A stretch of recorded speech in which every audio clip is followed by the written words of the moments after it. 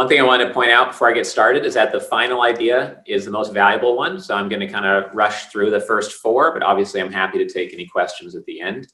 First of all, I've found that right now with Biden coming into administration, that tax efficiency is on top of a lot of investors' minds. And if you're looking to raise capital or you're a high earner yourself, it's become more important recently because of upcoming tax changes that have been promised by the administration. So just know that every deal that you invest in or you prepare to invest in or that you offer someone else to invest in can be made more tax efficient. A year ago, even after running our investor club for 13 years, I didn't know a lot about these strategies. So I started in Q4 last year doing a 100 tax expert interview series, and we've done 40 of those interviews now. And I've already seen a massive ROI on building relationships more quickly with investors, on my tax efficiency and how we structure deals that we're trying to get done. The most recent example of this was a dental clinic I invested in last month. We were able to protect the same amount of income that I put into the deal. So I put in $200,000. $200,000 of my income was protected from taxation on that income. So what that means is that you essentially only invested $130,000 or $110,000 because otherwise that money would have gone to the IRS. So you don't need as big of a return to get 2 times your money back on the investment. So for those of you that like cash flowing investments, conservative collateral investments that have like assets behind them securing your investment, this is a way to take a boring investment and make it a lot better. The number 2 strategy is that when dealing with operating businesses, gross revenue royalty deals are king.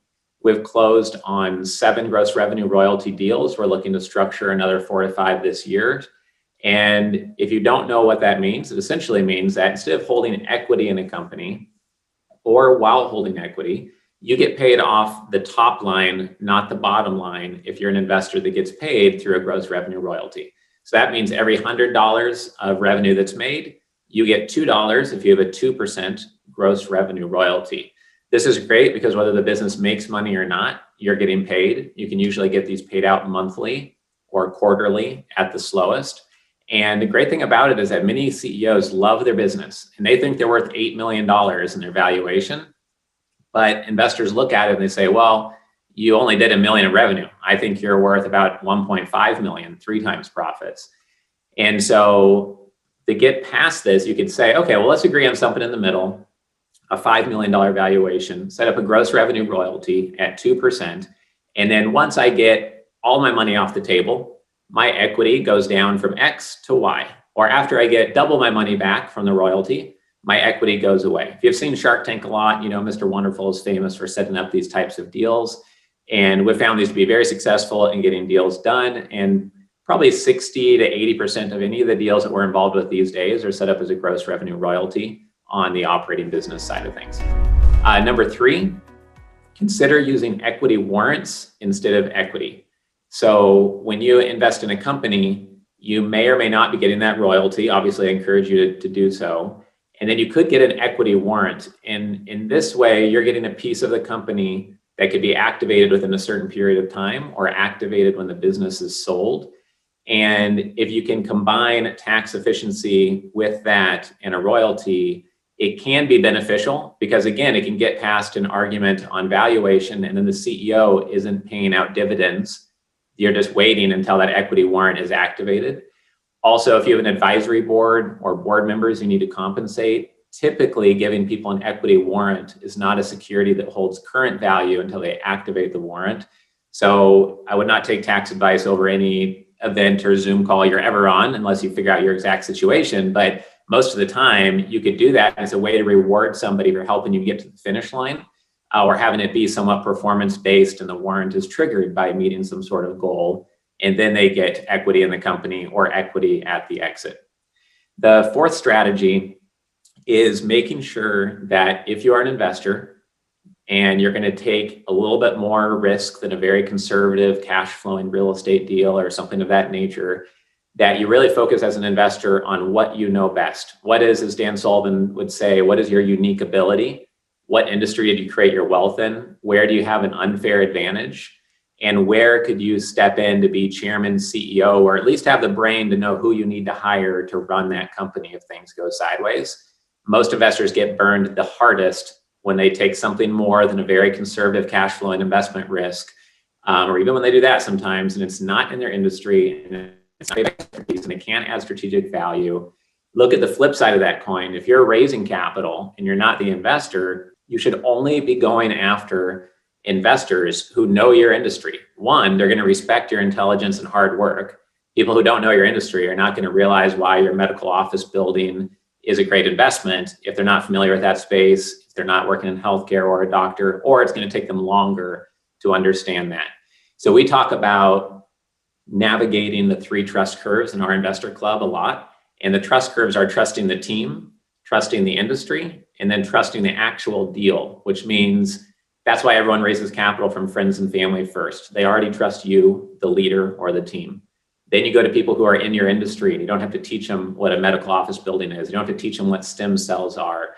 You don't have to teach a dentist why this dental clinic is a good investment. They're going to know more than you do potentially about why it is, because they've already sold their dental clinic chain to a DSO.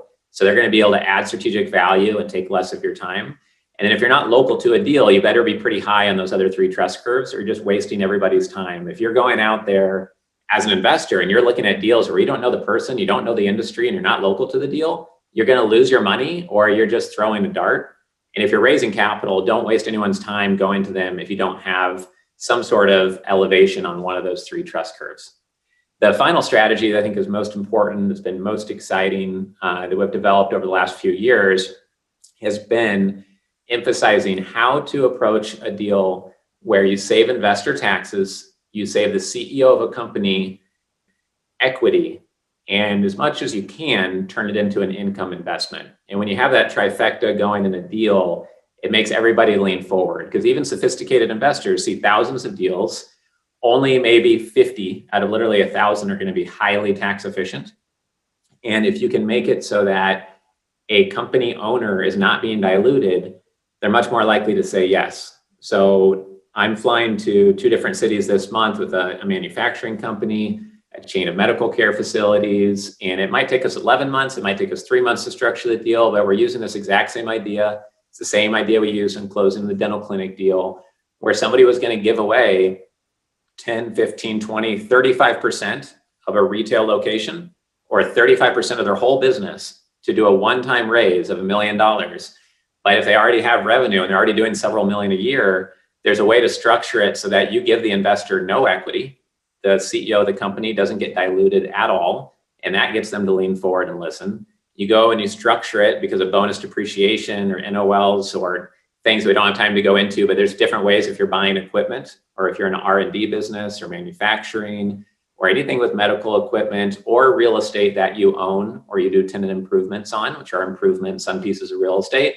Those are all chances to make a deal very tax efficient. So getting the investor to lean forward by making it very tax efficient, the most tax efficient investment they've seen all year, telling the CEO, hey, don't give away 25% of your company. You might regret that in 10 years when you go to sell it. And then structuring it as an income investment, as a gross revenue royalty or venture debt or some sort of debt with collateral behind it. If you can do that, then in my experience, you're going to close more deals more quickly. And it's a way to approach $30 million, $100 million plus net worth families and get them to respond to your otherwise cold LinkedIn message or email, because nobody else is offering to save them 20% equity on every location they open or on their business. So I think that's just a little bit under 10 minutes, but that's what I wanted to convey today, which I know is a lot of information said pretty quickly, but thanks for your attention and happy to answer any questions you have. Great job, Richard. We've got a lot of good love and chat, and a lot of people were talking about just how clear you were speaking. This is complex stuff, and just being able to break this down and tell it the way you told it is fabulous. So let's bring in any comments, questions. We got Jim Dew. He's going to come up here and share some big ideas. Come up here. Dr. Jim Dew. I lost the jacket, so you can be in the jacket club. Great job, Richard. Amazing stuff. And just to piggyback on that is when you're doing any of these deals, there's so much opportunity if you have the right team in place. So just what Richard said about using warrants, or you can use synthetic equity.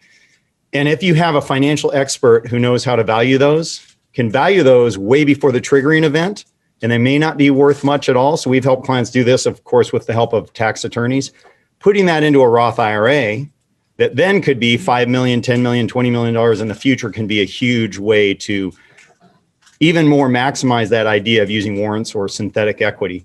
The other idea that I had that along the lines of what Richard said is when you're doing real estate investments, a lot of people are investing in syndicated real estate funds, and they're not all created equal from the fees and the opportunities, but also from the tax planning. So there's a couple funds that I know of that have done very extensive planning so that they can qualify for something that's called 199 Cap A, which is the qualified business deduction, 20% for pass-through entities. And just by doing all the things they needed to do to qualify for that, puts them head and shoulders above other syndicated funds just from the tax perspective. So what Richard said is amazing, really good stuff. And think about having a team together so that you can take those ideas and maximize your after-tax returns. Let's dissect this a little bit. And first of all, I want to set it up because you are a true master at connecting and networking with people. And so I call it genius networking because, my whole thing is I think any problem in the world can be solved with the right genius network, which is a group of people with skills and capabilities. And in order to have a genius network, you have to do genius networking and you have to be a genius networker. So it's a be, do, have. And I think through that, you can accomplish almost anything. Now, I want to frame this with about not just going out and connecting with people and being of value to people, but also who you really become friends with. Because the way that, you know a lot of very influential leaders. I mean, Muhammad Ali was one of your best friends, and you just know everybody. And the way that I determine who's going to be part of my core inner circle and who isn't is I look at people who are more powerful. How do they treat people that are less powerful than them? Do they say thank you when someone opens the door? Are they nice to servers? Or do they only kiss ass to people that are above them or that they want something from, and they treat their teams and everyone else like crap? And so I'm always observing powerful people and how courteous they are, how caring they are. And my interactions with you've always been very caring around people, and that's what I've always admired about you. And you've taught literally millions of people how to connect with other people. So everyone here has the ability to deepen their relationships, bond with their clients at deeper levels, develop not only business relationships, but great friendships, and you're a master at doing this stuff. So I'd like to, and you talked about McKay 66, right? So you that in perfect is perfect. Yeah, so I'd love for you to talk about that, not just business relationships, but relationships in general. Well, let me tell another story to illustrate part of your point. You better know who's buttering your bread. Very, very, very important. And there's a superstar businessman who walked into a Philadelphia restaurant, sat down. The busboy comes up with a pat of butter and a roll, and he says, "I'd like another pat of butter." Busboy says, "One pat of butter to a customer, sir." He says, "Don't you know who I am?" I said, "No, who? My name's Bill Bradley. Graduated #1 in my class, Princeton University. First string All-American basketball. First string All-American academic basketball. First round draft choice, NBA, elected, Rhodes Scholar, elected U.S. Senator. Those are very impressive credentials, Mr. Bradley. Don't you know who I am? No, who? I'm the man in charge of the butter." And to your point, there will always be someone in charge of the knives and the forks and the butter and the plates. And we have to be nice to everyone. It's important to be nice, but nice to be important. And you can't ever, ever forget that. Hey, I hope you're enjoying this video, and I want to let you know that I have a new book that's come out, and if you'd like to get it absolutely free, there's a link below in the description, or you can wait till the end of this video, or you can simply go to joesfreebook.com and you can get a copy there. I was last night for dinner, 100 people, Paradise Valley Country Club, 15 minutes from here, piano player, violinist, playing some music, and 100 people in the room, birthday for a fellow, friend of mine, and I got up in the middle and I walked over to him, because I meant it sincerely. If you're not sincere, none of this counts. You must be sincere. I told them I love their music, because they're playing music of the old age people like myself, a little bit younger, but I told him how much I enjoyed his music. I'll bet he sat there for the last 10 years not having anybody come up for background music, telling him. But that to me meant something, because I love the music, and I'm a good singer in the shower. I'm really good. I'm big in the shower. I'm really big singer. So back to now then, another part of my life, major part of my life. I'm 18 years old. I go to college, got my degree, think I'm really big, know it all, and so forth. Then I get out of college, age 21, go to work for an envelope manufacturing company. They throw the yellow pages at me. Yeah, good luck, kid. And just didn't have a chance. I really had problems the first 6 months. And interesting, fellow's name was Carpenter, came back one day and my dad asked me to find the old grizzly there.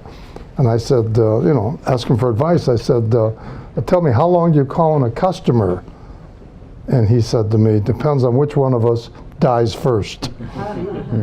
And that's, again, when I learned my persistence, I would never give up. So then I'm calling on 300 accounts in the Twin Cities, St. Paul, Minneapolis. I'm 21 years of age, having a problem. And one day, I just decided, hey, I'm going to humanize my selling strategy. I'm going to find out as much as I can about all 300 buyers. I'm going to come up with 66 questions, and it's called the McKay 66. I want to know where they were born. I want to know where they went to school. I want to know about the spouse. I want to know about the kids. I want to know about their names. I want to know what turns them on. I want to know what his political persuasion is. I want to know him or her, how many jobs they've had, what turns them on. And I came up with these 66 questions.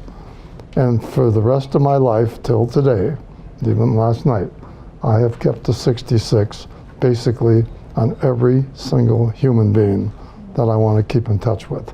Someday I'll read you yours. Yeah. Okay. Yeah. But that absolutely took Swim with the Sharks to 5 million copies in 1 year. My guys were crazy. That salesperson. How can you give this away? It's crazy. I said, look, 9 out of 10 people aren't going to do it, and we're 30 years ahead of the people that are going to do it. So I'm going to share it with the world, which I, in fact, did do. So, little aside, if I can, with Swim with the Sharks and 5 million, being creative, I want to be the first one to say, this is 30 years ago, money back guarantee if you don't like Swim with the Sharks. I'm not sure I was the first one. I don't know. I couldn't prove it. But I had a 3-week fight, World War III, with my publisher, William Morrow and Company. Interesting. Okay, I finally prevailed. They sold 5 million copies. 27 people asked for their money back. 7 of them were my best friends. I guess they wanted to keep me humble. Right. So back to the McKay 66 then. You want to go deep with every relationship. And what we teach at McKay Mitchell Envelope Company, which is my partner now, what we teach is, guess what? This is not just for customers. This is for suppliers. I want the best ink company in the country. I want the best box manufacturer, the best carton manufacturer. I want the best paper supplier. Anyone who walks through our front door, there's no difference between a customer and a supplier.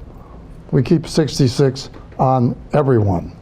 And when I'm out calling and still making calls, of course, then that gatekeeper is really important, he or she. Very, very important. So I keep a 66 too on the gatekeeper. And it's just real simple. That's all. This is another fabulous story. Red buttons. None of you, any of you ever heard of red buttons? Oh my God. God, I thought the median age here is about 35. I don't know. How There's a the bunch of hell- millennials who got here. Yeah, Right? well, it's loaded with.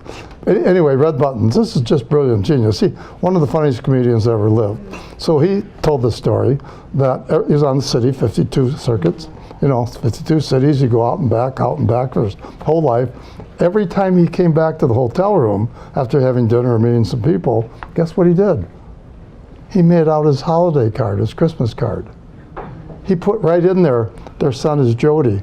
Is so-and-so going to graduate? Did he get make the soccer team? He wrote something from what he learned because it was fresh in his mind, and then he mailed them all at Christmas time. They thought he was a genius for 40 years. Best memory in the history of the world. Yeah, but it's just, again, a little creative idea, but wow. You know what? I've actually heard you say that before, and that's one thing I have not yet done, and that is a freaking fabulous idea. And if first off, I'm curious to see with like the internet age, and see even your terminology, we call on customers, right? Now you say that to a young person. I mean, this is like there's no internet. You physically go visit them in person. You call them on the phone. You are doing manual labor in order to go and connect with people. And we now live in this day and age where people don't make phone calls. They don't go and visit people. Some do. Agreed. And the ones that do have an incredible advantage. People don't use direct mail. They don't do cards, they don't do postcards. And I mean, I've said this to thousands of people. 1 out of 100 ever does it. But I was like, if you want to improve your connections in your network, mail out 10 postcards, letters, anything physical. I mean, even if you text or do email, it's going to be better than what most people do. But you genuinely, every day, 5 days a week, you don't have to do it 7 days a week. It'd be 20 times a month. And if you did that for an entire year, a year from now, your network will be off the freaking charts. Your connections, your relationships, how people appreciate. And no one does this stuff. Short notes yield huge results. I've been sending notes all my life. No one can talk me out of this thing. No, nobody can. President Bush, Father Bush, and Clinton, more Bush than Clinton, never would have been president of the United States without sending out short notes. I mean, I met Bush in an airport with his roommate, who was a friend of mine. I got a note the next day. Not just a total stranger in an airport. He sent out notes his whole life. So what I do is I scan, you don't know what newspaper means, but anyway, I scan the newspaper, I listen to television, I'm looking to catch someone doing something right. I'm looking for someone that just became, okay, they just made an acquisition. Their daughter again just did this, their son did this, and I'm looking to write that note. I'm up to now 700 people that I wish happy birthday to. So every day, I've got 1 or 2 or 3, sometimes I've got 6, sometimes I have none. Been doing that since age 21. And boy, I want to tell you, when you remember someone's birthday and you just call them, that's all, it is just remarkable of what happens. And then we teach our sales force, they have to know the birthday of their customers, right? Yeah. Have to know the birthday of their customers. And guess why? Because they go see them with a creative gift. They don't buy their business. They come with a creative gift, and they walk in and see them on their birthday. Yep. You can't believe how much our sales force writes up the business on someone's birthday. And I guarantee you, 9 out of 10 competitors, they don't think about that. And just back to the book then for a minute, up until this book, I've gone to 25 cities, all 7 books. And I'm, again, lucky to be on Oprah and Larry King and Good Morning America and all the shows. But then I would go to Kansas City, and I go to Sacramento, and I go to all these little towns where the big hitters don't go with my 25 cities. They roll out the red carpet. Austin, Texas. I mean, I just remember all these book signings. So no one does book signings around the United States, unless you're a major political figure. Almost nobody. But I did all that one-on-one. There's no substitute for one-on-one. I've tried to make 5 to 10, somewhere about 5 to 10 business deals where I get on the phone and I tell them, I would like to come and see you for 300 seconds. That's all I need. And the people have said yes. I fly 4,000 miles, 2,000 over, 2,000 back for 300 seconds. Because that 300 seconds one-on-one that if we get the order, we will perform. I will be your 911. Okay, you can call me 24/7. This means a lot to us. You can say a lot in 5 minutes. Say goodbye. I almost always get the order. No, I've so far, and this is as braggadocious as it gets and as self-serving as it gets, but not intended to be so. I've never called on a person that I haven't sold my entire business career. Never. Assuming not, you know, if there's a piddly little account and we can't get return on investment, anybody we wanted to sell. And my sales force, our sales force, they're way up there in the percentages too. In 80 to 90%, everybody they call, why? The McKay 66. Little things mean a lot, not true. Little things mean everything. And by doing all these little things over a period of a lifetime, that adds up to success. Incidentally, my definition of success is having a predetermined plan, successfully carrying it out over a long period of time, all right, and having a damn good time doing it. It's just simple, 88 IQ stuff, but it's simple. Much appreciated, sir. And a few years back, Jay Leno held up one of these things on the show, and he said, you know, we do everything with these things, everything except call people, right?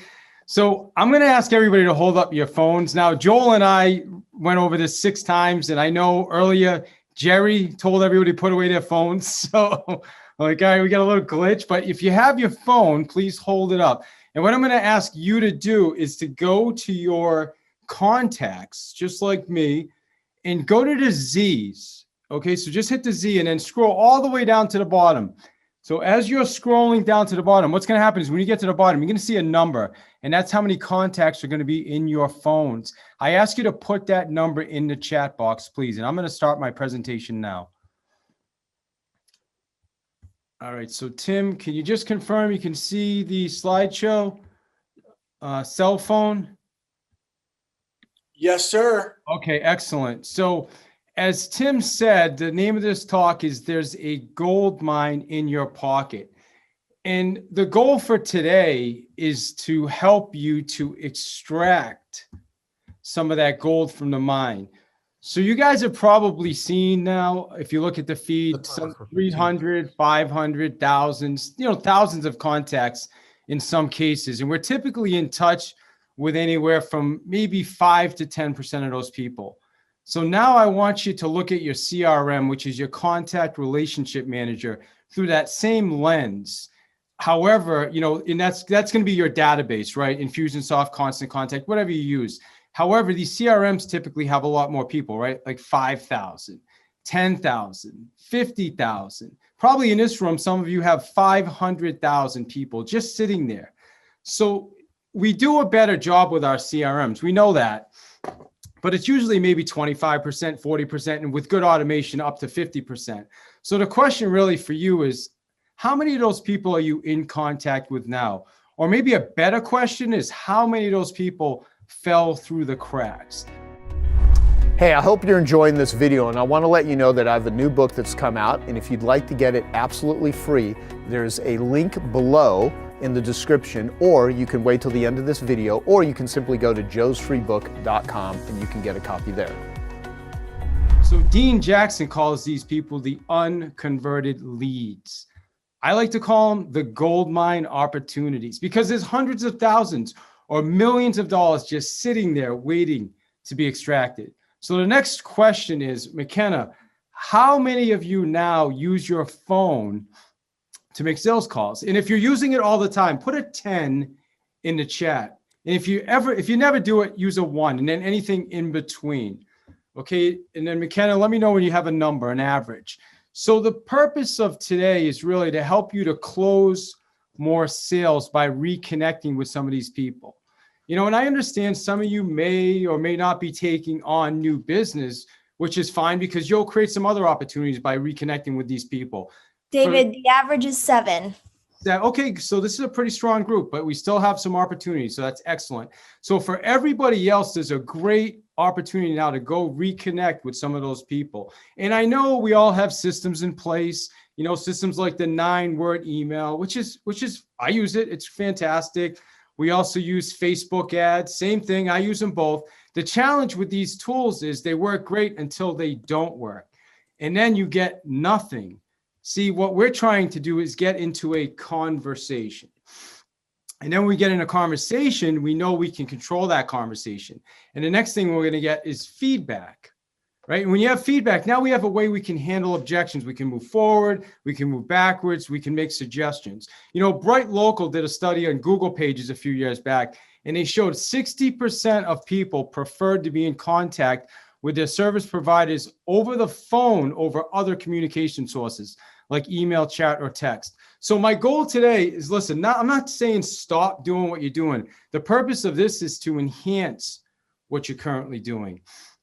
A few years back, worked with a real estate group. They were doing about 17 million a year in volume. By simply helping them hire an ISA, which is an inside salesperson, this is a person professionally trained to make calls, and having their top 3 agents just spend 45 minutes a day on the phones, they took their business the next year to 28 million. That's a 35% increase in sales. Let me ask you this. Who would like a 35% increase in sales? Okay, like one person. Okay, well, okay, excellent. Well, great. So now that you are thinking about this and you're probably getting excited about it, a little thing called call reluctance is going to kick in. And that's that little voice in your head that's going to start saying weird things, right? And we've been trying to reach you concerning your call. Yes, that's the little voice right there. He's trying to reach us right now. So the little voice, because we all have one, right? And how do I know that? It's exactly what Tim said, because I've been doing this for 35 years. So what I want to do is I want to give you a gift, okay? The gift is a copy of the sales playbook. And I'm going to ask you right now if you could take out a pen, and I want you to write these pages down. Pages 34 to 39, because there's going to be an exercise that's going to help us through call reluctance. And there's really 5 types, okay? There's 5 different types of call reluctance. I'm going to touch briefly on each one. The first one is fear of rejection, by far the most common. No one likes rejection. No one likes being told no. We all want to look good. We want to be right. The key to this one really is just to take your ego out of it and make the conversation about the other person. The next one is lack of role acceptance, right? So here you're actually making calls, but in your mind, you're like, man, these calls are kind of below me. Or maybe your parents said things like, wow, you know, when you were a little kid, you heard them say things like, those damn telemarketers just won't stop calling the house. So there's an incongruency here. The next one is not knowing what to say, right? This will take a fearless salesperson, turn them into a deer in headlights. The good news is it's an easy one to fix. The next one is overanalysis, right? This is the one that actually tells you you're doing your job. You're getting ready to get ready to get ready. You know, you're getting ready so much, nothing ever gets done. It's a form of procrastination. And then the 5th one is what we call fear of success. It's a tricky one. So let's say you had success in an area, but it was way harder than you expected. Now you don't do that again. So you can see these are all mindset tricks. So my tip for you today is to come from contribution, because when you're coming from contribution, you can't lose. So I'm going to share 2 simple reconnection scripts. The first one is the apology script. So we start the conversation with people by simply apologizing for not following up sooner. It's great for people we had conversations with. It's for people we had relationships and we did not do a good job staying in touch. They fell through the cracks. What it does is gets people to put their guard down. I've even had people say, no, I apologize to you. This sounds like, hi, John, this is David giving you a quick call from ABC. I know it's been a few years and I want to start off by apologizing. You stop there, let them respond, and then get right into it. You want the response. The next one is the closing the loop. Very similar to the apology. We start the conversation by getting right into it, being clear and concise. It's great for people we had conversations with, and again, we didn't do a good job of staying in touch, or maybe they didn't return our calls, right? It gets people to put their guard down. And then we get to ask great questions like, have you bought yet? When do you plan to buy?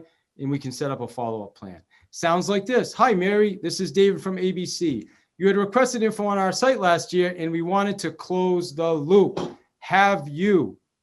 Whatever, right? Like magic, people are going to tell you what they plan to do next. I've even had people thank me for calling and closing the loop with them. So there's 2 call to actions today. I already gave you the first one, It's to read pages 34 to 39 in the sales playbook and do the exercise. The second one is a challenge. I want to challenge you to make 20, I want to not make content. I want you to have 25 conversations over the next 30 days. Okay. Even if you're planning to hire somebody to make these calls, it's important for you to experience the value of these calls for yourself. And you're going to see the opportunity that's in making these calls. You know, this is a normal challenge I put out and we get great results. This is not a normal group though, right? This is not an ordinary group. This is an extraordinary group. So here's what I'm going to do for you. I'm going to say, I want you to make 5. That's it. Have 5 simple conversations over the next 5 days with people. And if you do that, I think it's virtually impossible that you won't find at least one piece of business. So the most important thing I want to leave you with today is come from contribution. Because when you're coming from contribution, you just can't lose with these calls.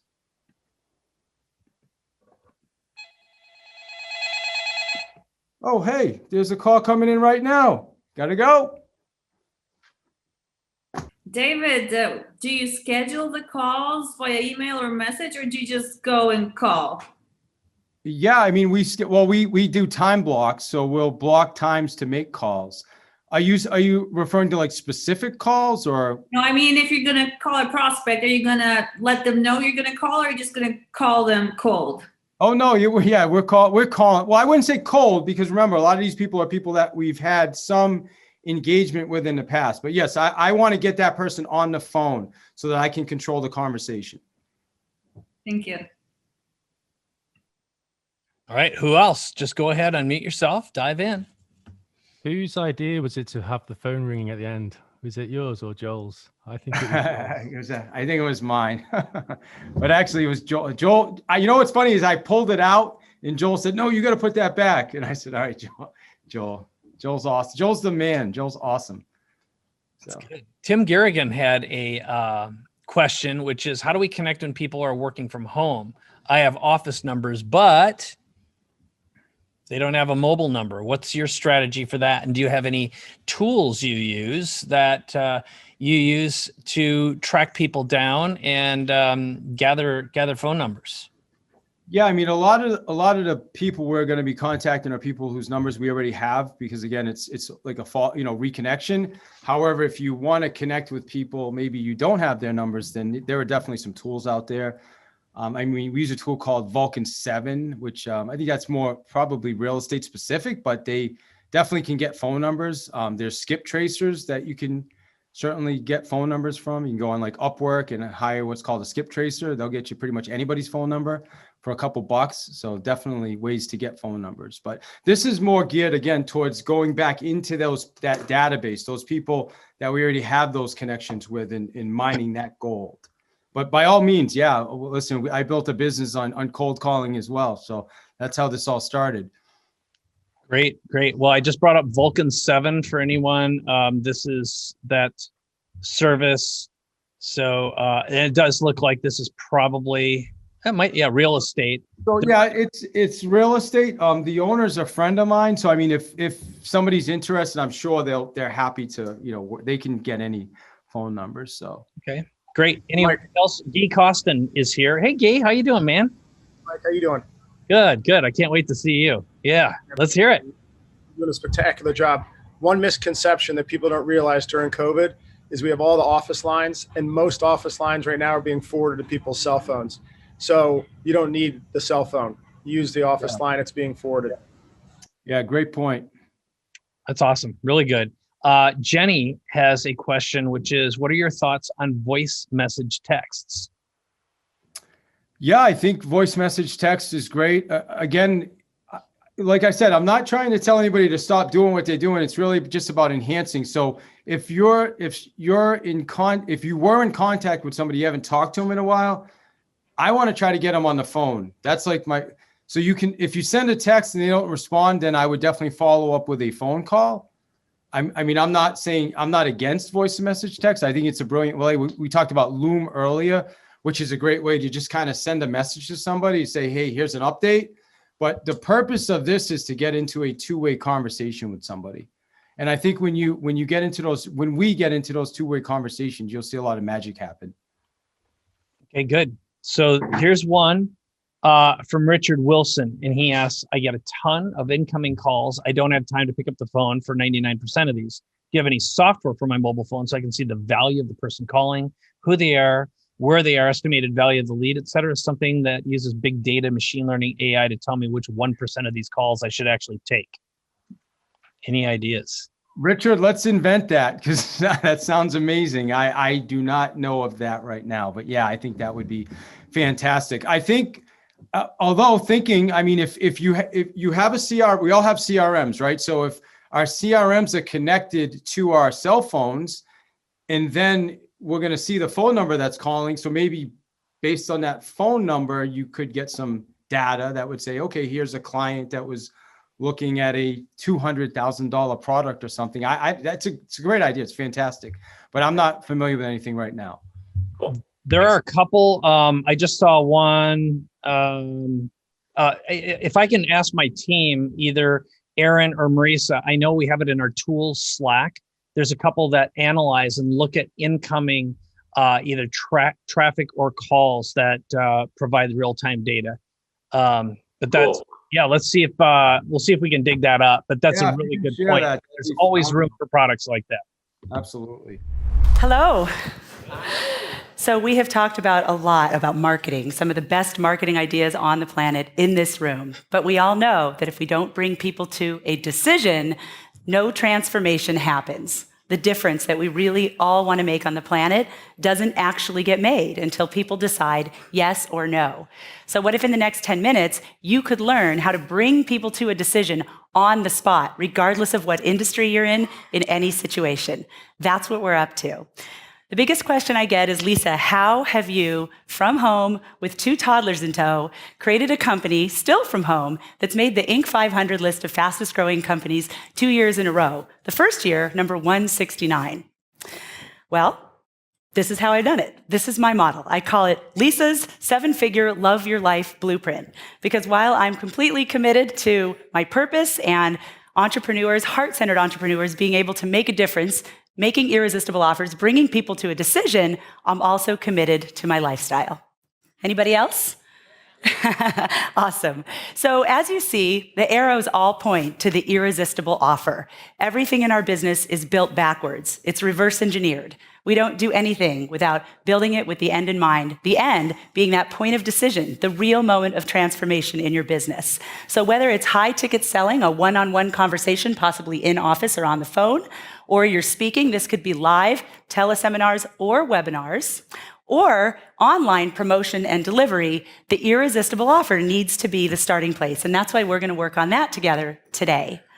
I call this the sales conversion machine. And if you're feeling tired or you're spending too much money on your marketing that's not paying off, this is what's missing, the sales conversion machine. So you ready to dive into irresistible offers? Who wants to know how to make them? It's easier than you think. Here we go. So first of all, I do have to say, I know I have some skeptics. I know JJ was one of the people, JJ Virgin, that brings a lot of people here to Genius Network, a lot of health professionals in the world and in this room. So I want you to know that if you're feeling like your industry might be one where an irresistible offer wouldn't apply, because maybe you'd never hand out an order form, you can't imagine asking someone for a credit card on the spot, that JJ was actually now my best friend, but in 2009, one of the biggest skeptics of all. She was driving from Los Angeles to San Diego to do a talk for 12 doctors. She listened to a CD we had on making irresistible offers. JJ, when she hears something, she implements quickly. That's why she's so successful, right? So she went there, made her irresistible offer to these 12 doctors about installing her health system in their office so they could add a cash element. Guess what? They weren't just interested, they wanted to try it for themselves. JJ held her ground and said, you know what? I can't do it with less than 15 people in the program. They called their spouses, they called their office managers. Before she left, she had closed 15 out of 12. 125% of the room. So I want to invite you, before we dive into how to make an irresistible offer, instead of sitting there wondering, can this work for me, which is a very closed position, I want to invite you to do what they're teaching in my kids' elementary school right now. It's called a growth mindset versus a fixed mindset. Anybody else kids learning that? I love it. Anyway, I want to invite you to just write down this question as we're going through this. How can this work for me? How can this work in my industry? And you will have illuminations in the next 6 minutes. So first of all, what is an offer? Before we talk about irresistible, what is an offer? What am I talking about in the first place? So an offer is made up of 2 parts, very simply put. There is the transformation that you provide, that unique outcome that is uniquely yours to bring to the market, combined with the way you provide it. We call that your service delivery. For example, Joe's service delivery is we pick 3 2-day weekends out of the year. That's how he provides the unique transformation of incredible networking and incredible marketing. You guys get it? So here's the trick with offers. Think of it as the 90-10 rule, yet another application for the 90-10 rule. You always want to focus 90% of your energy, your copy, your words, your enthusiasm on the outcome or the transformation that you provide, and only 10% on the service delivery, on how you provide it. One of the biggest mistakes that we make, we're heart-centered, we put so much love into everything we do, is we swap those. We get into our offer, and the next thing you know, we're talking about the 6 50-minute calls and the 10 in-office appointments and the 3-day seminar that goes from 8 a.m. to midnight and 27 hours of learning. Used to work, but people are so overwhelmed these days that we're actually shooting ourselves in the foot with that method. So if you just swap the ratio, 90-10, 90 on the service delivery, 90 on your outcome or transformation, 10% on the service delivery, I could step off the stage and you would all have a big increase in sales conversion right now. I promise. Here's an easy way to remember it. They are buying the destination, not the plane. So stop selling the plane. And I know you love the plane. It took a lot of hours to build it, but they don't care. They want the destination. Stay focused there. So why make an offer? This was brought up earlier. I wholeheartedly agree. It's a disservice not to make an offer. Now, we all know it's a disservice because there's people who need us. We open the realm of possibility by talking about their financial future, their legacy, fill in what you do, right? We open that, but when we don't make an offer, they don't get to step into it. They don't get to say yes to themselves. They don't get that new possibility to become a reality for them. But here's the part that we're missing, okay? The real disservice. When you're out there doing all the wonderful marketing that we all do, and you're not making an offer, please don't shoot the messenger. You are doing the heavy lifting for your competition. And that's why we have 25-year veterans in this room that really should be owning their market space. And the 6-month newbies, the guys who just started out, they're coming in and getting the business because you're educating the market and they're making irresistible offers.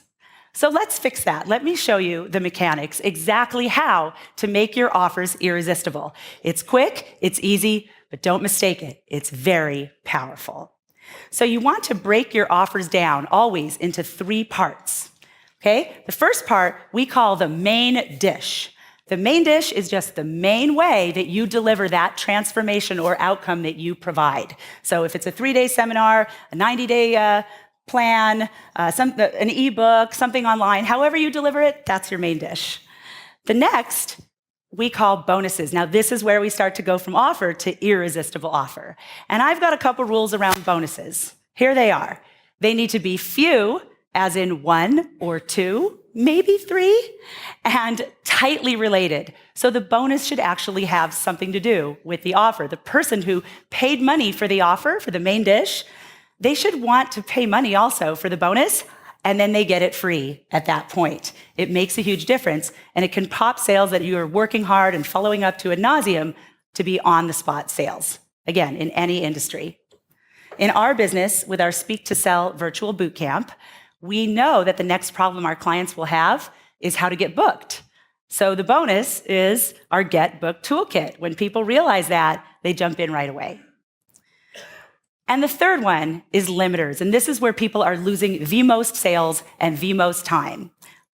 Limiters, there's really 2 main limiters. Easy to remember, powerful to apply. Time. So the limiter of time, whether you are speaking on a stage and you want to have people run to the back of the room and the time is this break only, Or maybe you're in a corporate environment and, they tell you that's going to be about 30 days, and you suggest that if they could get back to you by Friday, before you were to book your next trip out to their area, you'd actually add on an additional half day to train their staff, a $5,000 value. Just let you know. You'd be shocked how much red tape gets passed when you just add that limiter of time in any situation. And the other, quantity.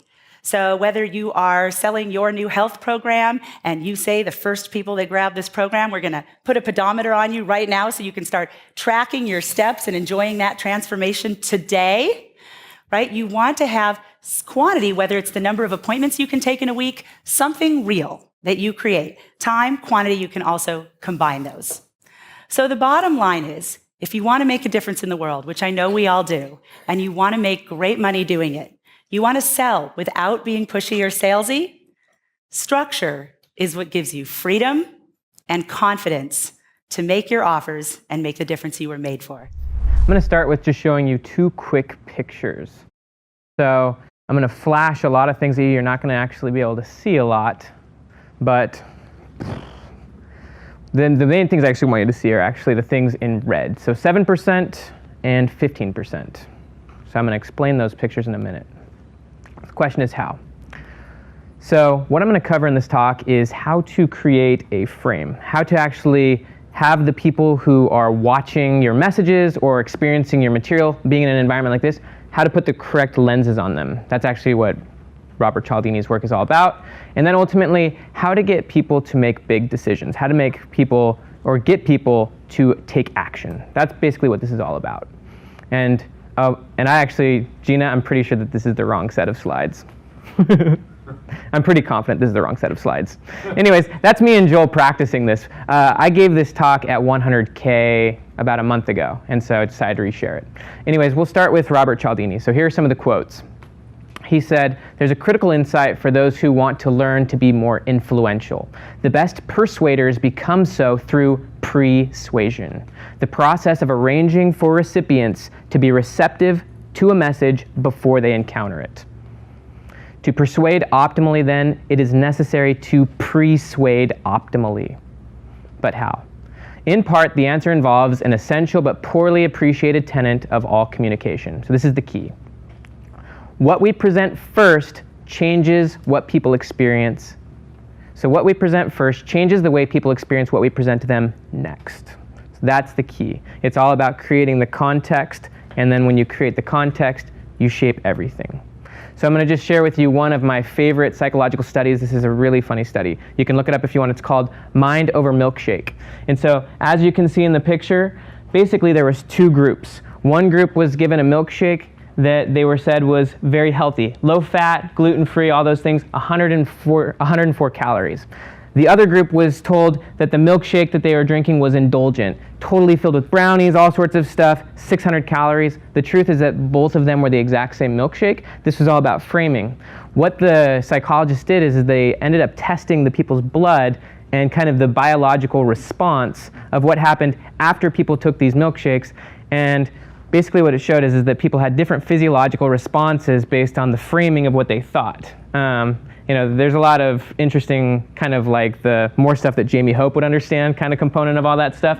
But basically the idea is that your framing not only influences your insights and your mindset, it literally influences your biology.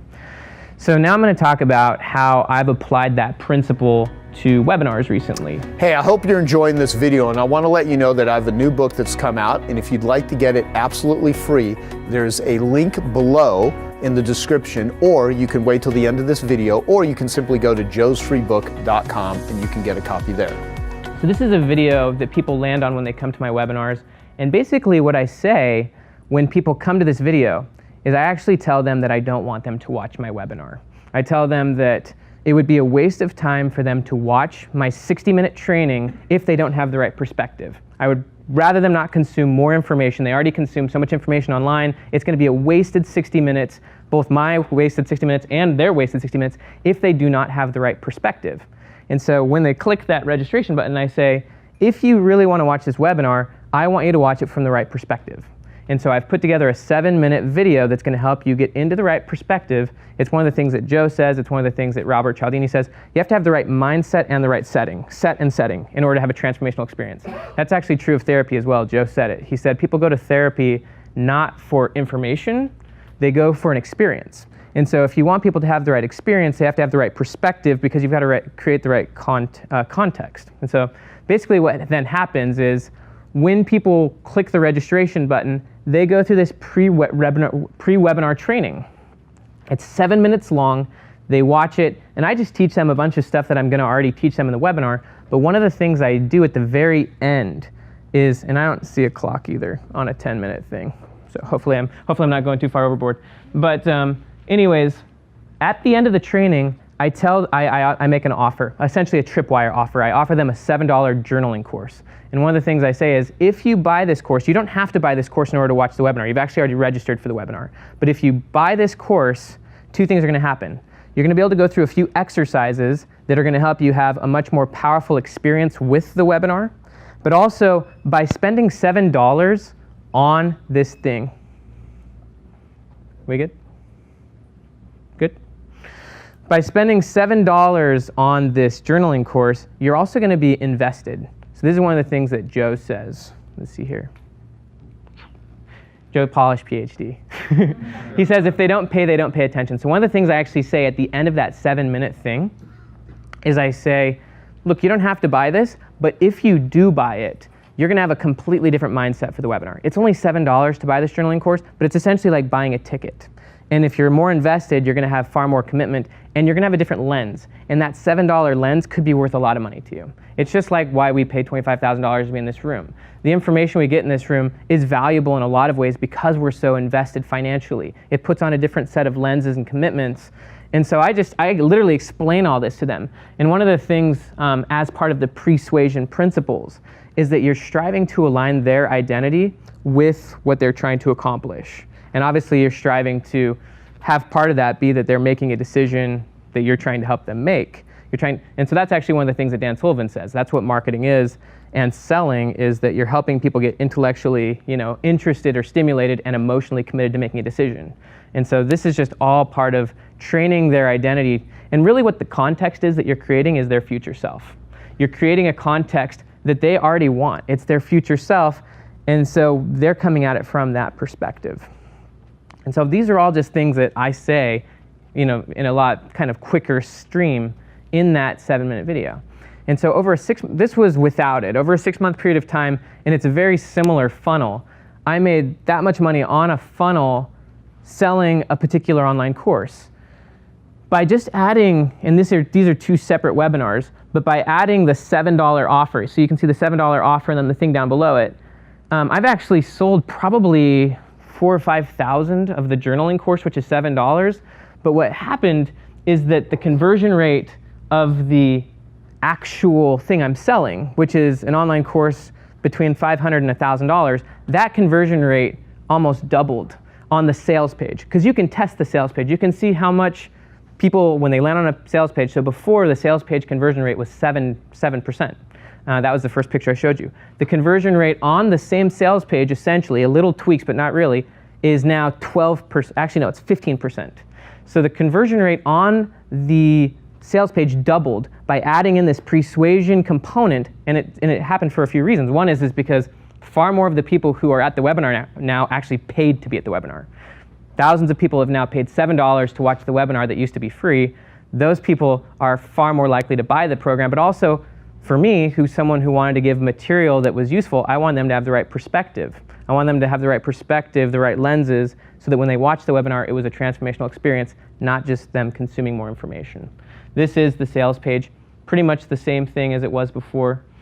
Another kind of very important principle that I've learned about persuasion, that this is something that has fundamentally improved the program. So I've had thousands of people go through this online program that I sell. It's a year-long experience.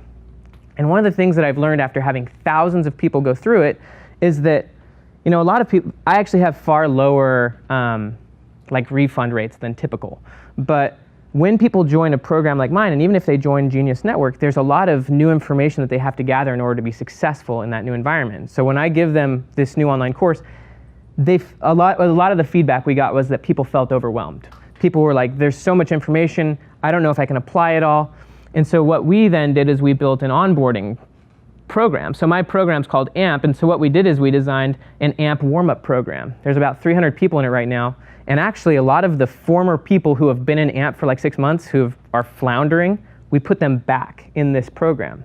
And essentially what this onboarding prep program is there's a video at the beginning, and I say, this is after they've bought my program. I say, you actually can't have access to my program, or not my program, but you can't have access to AMP, what you purchased, until after you go through this prep program. This is a buffer. And essentially I explained to them the core mindsets, the core things that they need to understand in order to be successful with the thing that they just bought. And they actually have to accomplish a few requirements in order to actually get access to what they bought. And by doing this, by creating this AMP warm-up program, and it's essentially like a buffer, it has, I mean, our refunds are so low, but people are so happy because when they walk in, they're no longer overwhelmed. Like, they can take this program at whatever pace they want, and that's one thing I tell them about. You take this at whatever pace you want. The fastest you can do it is in 2 weeks if you're like really a rock star. And then once people actually get into the program that they bought, they have such better results, not only because they worked for it, but because now they're ready for it. They've got the right mindset for it. They actually know how to do it rather than just jumping onto like a rocket ship. So this is the thing that me and Joe actually have been working on. Joe filmed an onboarding process. He spent 3 hours filming some of the most amazing stuff, helping people to, when they join Genius Network, prep their mindset so that once they come to these meetings, they know exactly how to execute at the highest level. So I'm now going to finish, but these are the two pictures, 7% versus 15%. The difference was persuasion. So my question for you is, are you guys going to persuade? And in this talk, Elko will show you exactly step by step how to build your own army of powerful influencers. Elko's title is How to Build an Army of Influencers to Promote Your Products. Please join me in welcoming Elko. Thank you, Tim. So today I'm going to talk about how to build an army of influencers. So in this picture, you'll see a lot of people that I have no clue who they are, but they all have one thing in common, is they're holding up my book. And this is my Dutch book that I'm selling. I've been selling this book for over 8 years. And we've seen a big growth in sales in the last couple of months, simply because we started using this technique that I'm going to share with you today. So how does it work? How can you get an army of influencers promoting your book or your product, your offer, whatever it is that you want to offer? Well, it's very simple. What you do is you pay influencers to post about your offer. And this is a book in my case. So let me see. So, and that's it. You just pay people to promote your product, and that's about it. So why would you want to do that? Well, first of all, you can have very fast growth. If you have other people, other influencers, so an influencer could be somebody on Instagram with a large following or not even that big of a following, and they start promoting your book. They put a post or maybe a story where they talk about your book, and then they say like swipe up to get the book. Works very well. So you have fast growth. You have a lot of social proof. So I get a lot of messages from people that I know that send me screenshots of other people that are promoting my book. And again, I don't have a clue who these people are. I'm going to talk about how it comes that I don't have a clue. So what you're going to have is you have a lot of messages from people that say like, hey, everybody is talking about your book, because from a lot of different influencers, they're promoting your product, versus, hey man, I see your ads all the time. So also it's very profitable if you do it well. It could be way cheaper than normal ads, than for example, Facebook ads or YouTube ads or stuff like that. So how do you do that? How do you have an army of influencers? Step number one, and I will send all of you guys the step-by-step plan. I'll send it to Eunice and she'll send it to all of you guys. So, but step number one is slide in the DM. The DM is a direct messaging system of Instagram. It's very simple. You ask for their physical address. So you tell them like, hey, I got a free gift, and can we surprise you with a free gift free of charge? Step number two, and very important before you go to step number two, even before you go to step number one, is who, not how. So I said, I have no clue who all these people are. The whole strategy that I'm explaining to you right now, I have not invested any hours of my personal time in it. It's just one person in my team, actually two people in my team that are consistently doing these steps. So it's not my hours. And as we all know, who not how is the way to grow. So if you want to apply this step-by-step system, I would advise you not to do it yourself, but have somebody that you can trust to do this. And then it can be very profitable. Step number 2, first you ask for the address. Step number 2 is you send the book for free. And you don't charge shipping costs, you just send them the book or your product or whatever it is that you have for free. Step number 3, oftentimes, and that's a bonus, that's not step number 3, but it's a bonus, oftentimes when they get your book for free or your product for free, they already post it on their social media. Not all of them, a lot of them don't, but a lot of them do as well. So that's a free promotion, but that's not even the goal of this step-by-step plan. Step number 3A, sometimes they respond like, hey man, thank you for the book, that's amazing.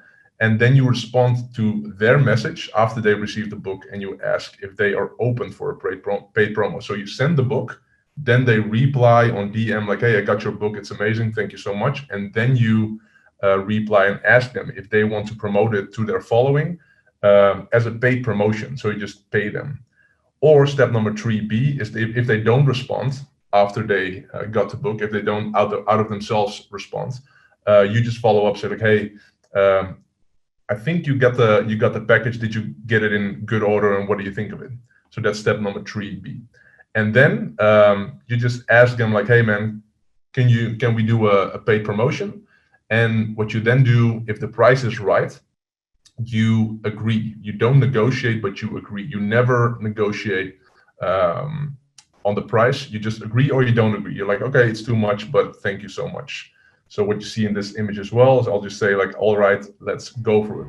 We're easy partners. Hey, I hope you're enjoying this video, and I want to let you know that I have a new book that's come out, and if you'd like to get it absolutely free, there's a link below in the description, or you can wait till the end of this video, or you can simply go to joesfreebook.com and you can get a copy there. Step number 5 is pay them fast. So if they say like, yeah, it's $100 or it's $500 or whatever, if they send the invoice pay within 24 hours, they love it. They'll be like, wow, you're the best partner that we ever had. And then they start promoting it on their Instagram in this case. And then what you have to do is track the sales. So for example, you pay $500, they start promoting and they see like, hey man, we only got like 14 sales of a book, or we got like 140 sales of the book. That's when you see when you have a winner or not. So is it a winner? Is it a winner? For example, in this case, I don't even know for sure, but we might have paid like $500 for this promotion. And you see, these are book sales, and this is all within 1 hour. And this is within 1 hour. So probably we had like over 100 book sales just from this one promotion. We paid $500, which means that we only paid like $5 per book that we sold. So that's a winner. And if it's a winner, what you're going to do when you have a winner is you schedule another promotion. And this is the goal of this step-by-step system, is when you have an influencer that has a really good engagement with his or her audience, and he or she gets a lot of results for you, then you schedule another promo, let's say other month, the next month, and another promo, and another one, and another one, because they are gold for you. They are like your sales reps, but they're way more effective because they can close in larger amounts. And they're oftentimes pretty cheap. So with this whole system, this is my long-term vision. I want to build an army of influencers that are happy to get paid and happy to promote at any time. So at any time that I want to send out a promo for a new product, a new course, a new webinar, a new offer, a new opt-in page, whatever it is, we send them an email and they promote to their following, and boom, we have omnipresence for years to come. So I want to build an army for years to come. So reasons why I like this. First of all, it costs me 0 hours of my time because I have a who and I have a system, and this is extremely scalable as well. There's almost no technical stuff, no ad account, no click-through rates, no nothing. It's just very basic, but it works very well. There's consistent traction around my brand simply because all of these influencers keep on posting about this guy with this book and he's amazing, and of course they know the right words to say because we teach them what to say. This is not depending on algorithms, Facebook or Google policy, or whenever your Facebook account is banned or your Google account is banned. Doesn't matter. This is your own asset. Like, your partners are your asset. You'll have consistent sales. So whenever you do this and you do it well, you have consistent sales. So let's say you have a new influencer every day that promotes the book. It keeps on going and going and going. There's no need to ask for a favor. So, you can also work with other people like JV or affiliates, but it's asking for a favor. I'm very bad at asking for favors, and I oftentimes don't like to return the favor if I'm not a big fan of like what they're offering or whatever. But now they can just promote me and we just pay them. It's very good for your follower growth. As you see, they always not just promoting the book, but also promoting my brand. So my at Ilke de Boer handle. It's growth on demand. Like, you just send them a message and they'll promote for you, and then you have growth on demand. There's unlimited potential. This is just in Holland, and we just been doing this for like 2 months. The potential of this is crazy. And again, this is just Holland. Like, it's super small, but it's been super effective already. So I got some bonus tips for you. Bonus tip number 1 is you got Instagram posts. So in the timeline of somebody on Instagram, but you also have Instagram stories, and stories is where they can say swipe up.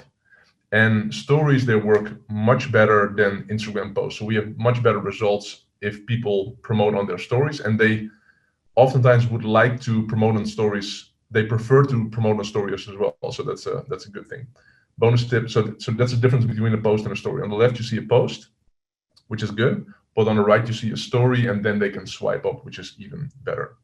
Bonus tip number 2 is give influencers clear instructions, but challenge them to be creative. So I teach. So I have an audio. You see at the right, you see I made a little audio of a couple of minutes where I explain to them what I like to see whenever they're promoting. And so I give them a 3-step thing. So step number 1 is that they're in screen and they're having my book in their hands, and then they talk a little bit about what impact I made on them or the book made on them. And then they talk about the reason why people can get the book now for free. It's because there's some spelling mistakes in the book. And then they need to say swipe up. So I got a simple 3-step plan, and most of them, they follow it and converts very well. Bonus tip number 3 is give your who the permission to close deals. So I told my who, so I have 2 who's who are doing this. I told them, like, you decide on the deals. I mean, if it's really large deals, like 1,000 euros and up, or 2 or 3 or 4,000 euros and up, just ask for permission from me. But anything up to $1,000, you decide to close the deal. And I'll get the invoice and I'll pay the invoice. And afterwards, we will see if it worked, yes or no. So this is how you learn quickly. So I just trust, but I verify afterwards if they are great deals. Bonus tip number 4, very important, something that a lot of people don't see and don't think about, is you got micro influencers. So for example, people with 8 to 80,000 followers on Instagram. You also got like the bigger influencers, like 100,000+ followers on Instagram. We noticed that the micro influencers have way better engagement with their following, very good results. They tend to want to work harder for you, so they have better promotions. They're more happy with a promotion because they're smaller, and they're way cheaper. So let's say somebody with like 10,000 followers is not 10 times cheaper than somebody with 100,000 followers. It's oftentimes like 20 times cheaper, but the results are like way bigger compared to the amount of followers. Bonus tip number 5, think outside of your target market. So this is a famous Dutch guy. He's a hip hop artist, and this is crazy. Like he has a good amount of following, like 50 or 60,000 people. And on the left, so on the right, you see him with my book. And on the left, he says, and this is Dutch again, because I didn't have the time to translate, but he says, I just smoked a big fat blunt and I've been thinking, and then he starts to pitch me. So, which is very funny. This is outside of my target market. I'm not, my target market is not potheads, not people who smoke a lot of weed, but he has a big following, and they really love him. He has good vibes, and a lot of people, based on his promotion, started buying the book, and he already promoted twice for us. So he's a great partner. The crazy thing is, again, he only charged $100, and he got like 50 or 60,000 followers. Bonus tip number 7, use a second Instagram account for your who, so you keep your personal Instagram account safe. So I don't want to communicate from my name when it's not from me personally. So we have a second account, which is on the right, the Winst account.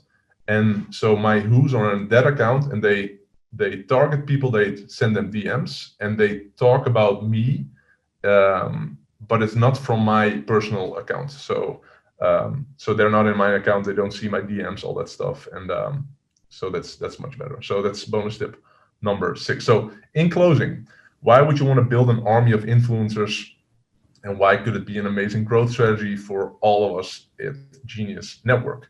Well, if you build an army of influencers that are happy to get paid and happy to promote at any time for years to come, you will have amazing results. It costs literally 0 hours of your time if you have a who. There's almost no technical stuff. You will have consistent traction around your brand. It's not depending on algorithms or Facebook or Google policies or bans or all of that stuff. You will have consistent sales. No need to ask for a favor because you simply pay them. You'll have a lot of follower growth because they're mentioning your name.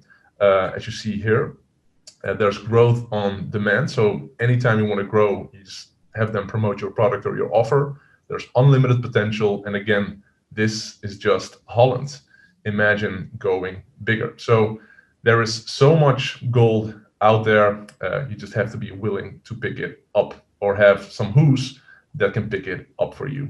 Thank you. I actually do my homework on stuff, and when I was talking to Steven yesterday, I was like, you know what? And I asked Joe this, and I talked to Susan. I was like, what will be the most helpful thing for people? And I think, the only way that anyone ever does well with marketing is they gotta appreciate it and respect it. When people say, I don't like marketing, or marketing isn't important, that's like saying I really don't like oxygen.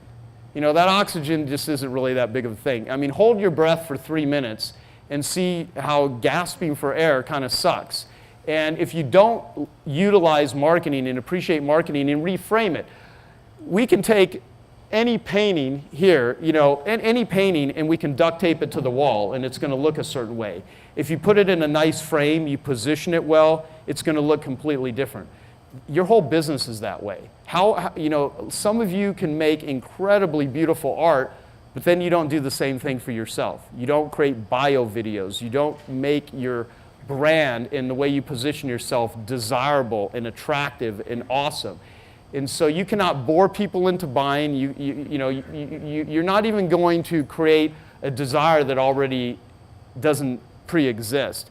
And so what I would encourage you to do, and I'll do some Q&A if we have time for that, and if we don't, I will be happy to hang around, because more than anything, it's really hard to share 20 years worth of marketing experience in a short talk, but I have a couple hundred hours of amazing content with some of the world's greatest thinkers in business and entrepreneurship and in marketing that I will share with all of you for free. I'm not going to try to sell any of you guys anything. I'm happy to just provide this stuff, because I'm going to actually take Joe as a case study, and he's going to teach me how to be a better artist than I am, and he's going to actually show me how to throw. Thank you. But no, we're going to throw some pots, and we're going to videotape this stuff, and I'm going to see if we can actually create a multi-million-dollar campaign with Joe's art, because the guy's incredibly talented, and he already does well. He's made a living doing this, and I'm going to do a skunks work thing, and I'm going to see if we can actually utilize him as a killer case study, and if we document it, we'll share it with you guys next year when you all come here and do that. So I'll do Q&A. I'll do whatever I can to be useful. Does the carpet cleaning thing seem not to resonate with anyone? Because does it resonate? Okay, I like it because it's like if you have to figure out how to sell something nobody wants to buy, you have to figure out how to persuade. And so let me share with you a couple of things. The number one question in all consumers' minds is, who can I trust? All of you are walking, like if I was trying to sell something to all of you right now, you just met me. Other than Joe came up and said something nice about me, Susan did, maybe you saw a video of mine, whatever. So because they introduced me, there's this implied, this guy maybe knows what he's talking about. But none of you really know me. So you don't know if I'm a good person, you don't know what my motivations are, you don't know if you could trust me, whatever. So the whole process of doing business with someone is rapport. That's why McDonald's, although you should never eat that food, or Pizza Hut, I saw Krispy Kreme donuts, which is just hysterical. But basically, people, you know, McDonald's is not the best food in the world, but it's the biggest restaurant chain in the world, right? And you can go into any country and it's familiarity, okay? So there's a certain level of, even though it's not good food, you can trust it to a degree. If you can trust that it's crappy food and not healthy for you, but maybe you know you're not going to get food poisoning. But here's the interesting thing, and I've thought about a lot of stuff with related to business. And so the number one question is, who can I trust? And so your job as an entrepreneur is to establish trust and rapport with people. And it is so much harder to make the first sale than it is to make additional sales. It's so much harder to get a cold prospect to do business with you or to buy into something unless they just happen to see something you have and they love it and then boom. And that does happen here. So that's the interesting thing about art. I'm the type of guy that if I walk around and I see it, I'm like, I want that. And I'm also in the position where I can buy most things that I want. I mean, I net over $1 million a year, so I have money where I can actually buy stuff. But at the same time, I'm not a chump. And I also know that a lot of the, and this is maybe the worst thing to say to a group of artists, I think a lot of art that is put out in the world as art is simply pollution. But it has a great marketing story attached to it. So they're like, oh, this is real art. But I look at some art and I'm like, what the hell, lack of creativity, insane sort of brain created this. But again, if you can sell it and you can, I appreciate that sort of stuff. But then there's other art which is incredibly powerful. And so the whole thing with trust, when you're selling like carpet cleaning services, nobody wants to buy it. So when I first started reading about direct response marketing, which is the type of marketing I use, it's very copy intensive, using powerful words. And so I have one of my first marketing tools. I think you guys will crack up at this, but one of the very first things that I created was a consumer guide to carpet cleaning. Now, I learned marketing before the internet. There was no internet. And we were using direct mail, which I'm still a huge fan of direct mail. If I could only rely on one method of selling my services, what I sell, I would use direct mail. There's less noise in people's mailboxes today than ever before in history because so much attention has been put on the internet. Now, we make a lot of money on the internet. I have many websites. We do a lot of conversion, all that sort of stuff. And certainly all my podcasts are delivered because of technology. But I love direct mail. So back in the day, all my competitors were running, you know, price advertising. And like I said earlier, if you don't have a system for selling your services, every consumer has a system for buying, and it's price. Because when you don't know what something costs and you're interested in hiring a plumber, or you're going to get your house painted, or you're going to, you know, buy an article of clothing, or people are walking around here and you don't have prices on your art, and they want it, what's the first thing they typically ask you? Yeah, how much you charge. Well, the reason you ask how much you, and you all do it, every one of you does this, is because you don't know any other way to make a buying decision. So you would have people call me up, if they ever called me up, and say, you know, how much you charge for carpet cleaning, because I didn't really know quite how to price. So I was using price advertising. And I hated that question because I would be on the phone with someone, normally a woman, for anywhere 15, 20 minutes explaining my method, what it is I do, and she'd say, you know, let me talk to my husband, or let me think about it and I'll call you back. And I did that over and over again, and I was like, what a waste of freaking time. This just sucks. But why are they asking me that? I mean, because they don't have any other criteria to make a price. And if I advertise price, that's the bait. You know, if you don't like the fish, you got to look at what's the bait you're using to catch them. You know, people have disdain for their clients because all these people care about is price, but you're fishing with price. You know, if you don't like only the hungriest fish will snap at the crappiest bait. So it's kind of like, well, what are you fishing with? So I read a lot of stuff from a guy named Gary Halbert. He was a copywriter. He was the first guy I learned marketing from. And he said that any problem in the world could be solved with the right sales letter. And I would encourage you to write that down or think about it. Any problem in the world could be solved with the right sales letter. When I first heard that, I was like, there's many problems that can't be solved with, you know, a sales letter. What if you have cancer? What if you have a relationship problem? What if you don't have good health?